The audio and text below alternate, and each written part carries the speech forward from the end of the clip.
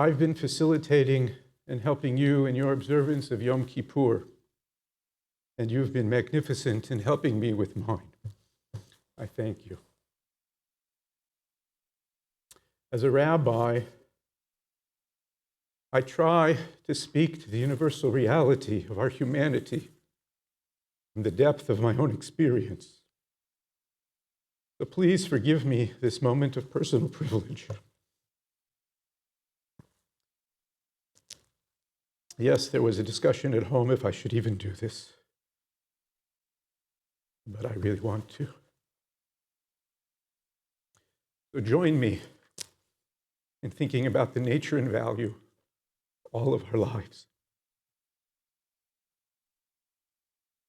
6 weeks ago, as I watched the horribly sad funeral in Israel of Hirsch Goldberg Poland, and sadly reflected on the cruel murders of Idan Yerushalmi, Ori Danino, Alex Lobanov, Carmel Gat, and Almog Sarusi, I cuddled my new granddaughter, born that very same September 2nd. What else could I do but wish for Bri Kayla to grow into her life, reading a world of light and love, not darkness and hate, just as each of you wish for your children and grandchildren, just as all of us wish for all children. And those first days of Bri's life were a time of mixed emotions for me. Beyond my feelings for what was happening in Israel, personally, I was an emotional sandwich. I rejoiced in one hospital in New York where Bri was born, and I worried about my mother, who was being treated in another hospital in Los Angeles. And as you know, I grieve her loss this morning.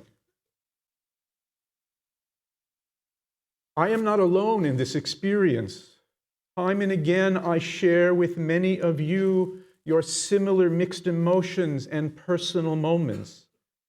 As well, collectively, each day's news over this past year since Israel came under attack and went to war triggers in each of us a whole host of different reactions and feelings. How could it be otherwise? We live most of our days with mixed emotions.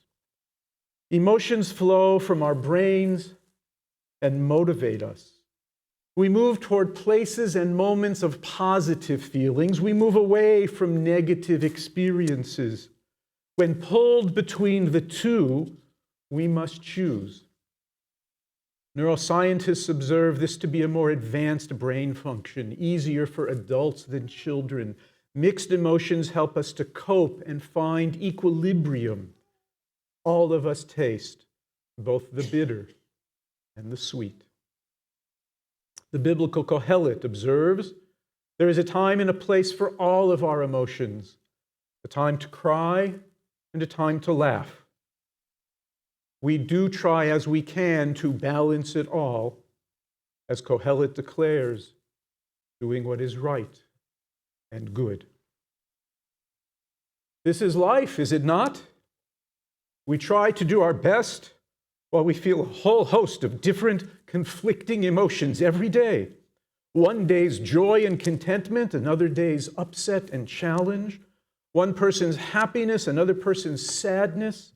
Health to enjoy, illness to treat, worry to overcome, resilience even so, hope always to hold, love in all forms. Life can be magnificent and overwhelming, said Albert Camus. He wrote, that's the whole tragedy. Without beauty, without love, without danger, it would almost be easy to live. Our struggle is not only to live, and not simply to live easily. Our desire is to live well, not merely to survive, but to thrive. That's certainly our hope and our prayer when gazing upon the sweet, innocent faces of our youngest children and grandchildren. Look around. We are a synagogue of friends who grieve, who celebrate, who are ill, who heal, who struggle, who succeed. We worry, we wonder, we doubt, and we believe. Few among us can say we live comfortably. All of us want the best we can attain or achieve for our lives.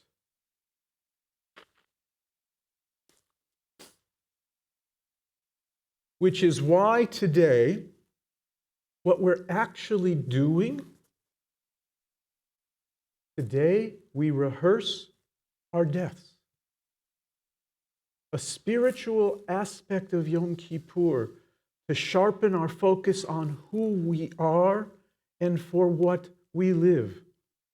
The robe, the kittel, represents the white of a burial shroud. Fasting and abstinence remind us physical sustenance and pleasure are ephemeral. Throughout this day, we utter confession, vidui, just as on our deathbeds. Moreover, in poem and prayer today, we ask, who shall live and who shall die? Today is the one day of the year we gaze upon our mortality. And this is the day we all choose to come to shul? Seriously? Yom Kippur reminds us forcefully, you and I will not live forever. Better to confront this fact while we're healthy rather than to struggle with it when the diagnosis comes. The Talmudic sage Rabbi Eliezer taught, repent one day before your death.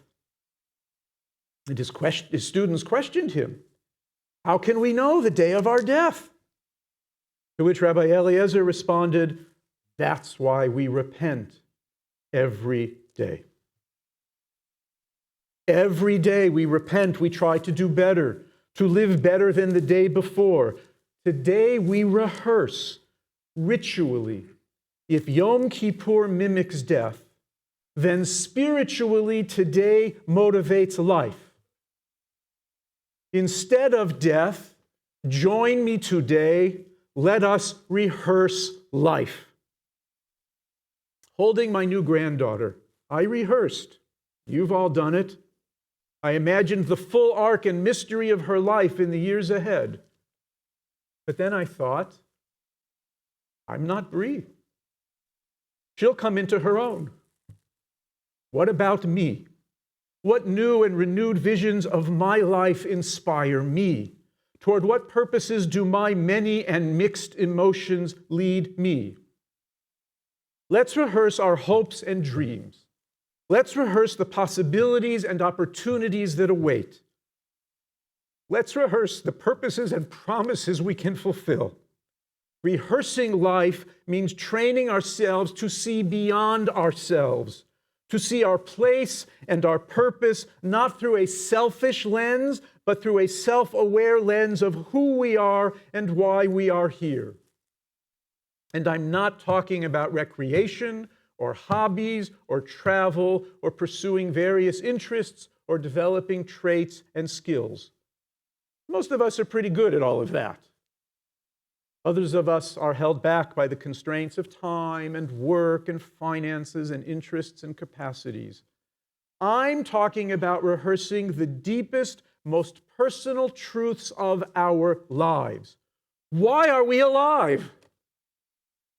To what are we alive? Toward what purpose and vision of human fulfillment and spiritual truth do we aspire? When we die, for what reason will they say we lived? Rehearse your life by answering this question. Think about it today. Recall it on days in this new year when you feel emotionally pulled between conflicting moods and obligations. Rehearse your life by answering this question. How is the gift of life you received transformed into a present for the world? How does what you want to do respond to what must be done? How is the gift of your life you received transformed into a present for the world. We each get only a few years, some of us more, some of us less. We strive to live fully and intensely each day and every moment until they become memories of how we lived. We are born, and typically we die, against our will, through no conscious acts of our own. Who we are of body, of soul, and of circumstance, we do not choose. Yet whether to be righteous or wicked, this choice is completely in every person's hand to decide. That's what our sages teach. Each of us, every single one of us, has something valuable to offer everyone else, so that others may see the world through our unique lenses. No one of us, no person sees it all. No one of us can do it all. We need each other to succeed and to live well. Our rabbis teach, even as people's faces are not alike, so too what they understand about the world is not alike. Each person understands the world on his or her own terms.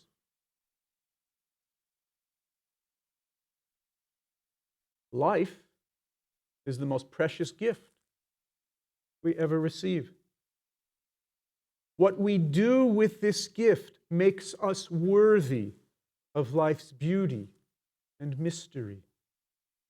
Let's each make something of this gift. Our lives are about more than our desires. Our lives are about our destiny. May we not collect experiences and enjoyments just for ourselves, drawing on all we encounter. May we give something of ourselves to others. Not anger, not pain, not hate, kindness, empathy, and love. Rehearse your life by answering this question. How is the gift of life you received transformed into a present for the world? Let's rehearse gratitude, refusing to take the people and supports of our lives for granted.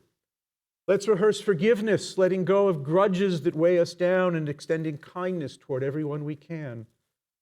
Let's rehearse compassion. Let's rehearse honesty. Let's rehearse sincerity. Let's rehearse goodness. Rehearsing our lives means living out our best intentions as we may. What are the goals? What are the dreams? What are the passions we've set aside, telling ourselves we'll get to them someday? Let today be the day we begin to nurture again our dreams and our passions, too easily or occasionally necessarily set aside. Rehearsing life on Yom Kippur means thinking beyond the satisfaction of worldly pleasures. That's what we deny ourselves this day. We turn inward toward another dimension. We seek to feel our souls, not only our senses. How might we fulfill the natural human quest to sense what transcends us and our daily struggles? Soul, a deep and abiding sense that within us God motivates conscience. God enables us to transcend any difficult moment with visions of what ought to be better and bright. Rehearsing life means training ourselves to see beyond ourselves, to see our place and our purpose not through a selfish lens, but through a self-aware lens of who we are and why we are here. Past Monday, October 7th, we marked a deeply difficult and dark day for Israel. Dark day for we, the Jewish people, for our world. We felt horrible pain and the enduring trauma of that still endless day. Israelis and many of us sought unattainable comfort. We remembered the victims of Hamas's brutal terror and the valiant who have fallen in defense of Israel and the Jewish people. We sang songs of hope and resilience. Hatikvah, softly sung and loudly heard. We've not lost our hope, the hope of 2,000 years to be a free people in our homeland in Jerusalem. Victims and hostages' stories told over and again. Heroes and survivors embraced with thanks. Prayer on behalf of IDF personnel still at war. May God bless the members of Israel's defense forces and its security services who stand guard over our land and wherever else they are on land, in air, and at sea. What I've discovered and what I've learned and what my parents taught me is that mixed emotions are our only possible reaction to all that we face, to all with which we live, and certainly this past year. And so I go back a little bit in time. In 1938, the great Rabbi Abraham Joshua Heschel made the following declaration. Soldiers in the horror of battle offer solemn testimony that life is not a hunt for pleasure, but an engagement for service. And he continued, we should not spend our life hunting for trivial satisfactions while God is waiting constantly and keenly for our effort and devotion. The Almighty has not created the universe that we may have opportunities to satisfy our greed, envy, and ambition. We have not survived that we may waste our years in vulgar vanities. Rather than rehearse our deaths, today I'm speaking with you of rehearsing the deepest and most personal truths of our lives. Why are we alive? To what are we alive? Toward what purpose and vision of human fulfillment and spiritual strength do we aspire? When we die, for what reason will they say we lived? Think about it today. Recall it on the days of this new year when you feel emotionally pulled between conflicting moods and obligations. Thankful, proud, yearning, celebrating, grieving, healing, growing, helping, working, enjoying, trying, and so much more. We feel the reality of every emotion, the struggles of our mixed emotions, mindful of our mortality. Let's rehearse our lives. Commit not just to doing more, commit to being more. As a result, may all of our children and grandchildren grow into the world, leading lives of light and love, not darkness and hate. Rehearse your life by answering this question.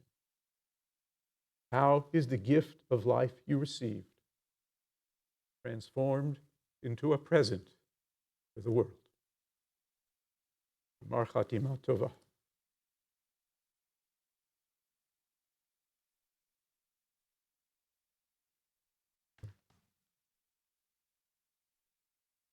על הדבש ועל העוקץ, על המר והמתוק, על ביתנו התינוקת, שמור לי הטוב, על האש המבוערת, על המים הזכים, על האיש השב הביתה מן המרחקים, על כל אלה, על כל אלה, שמור נא לי אליהו,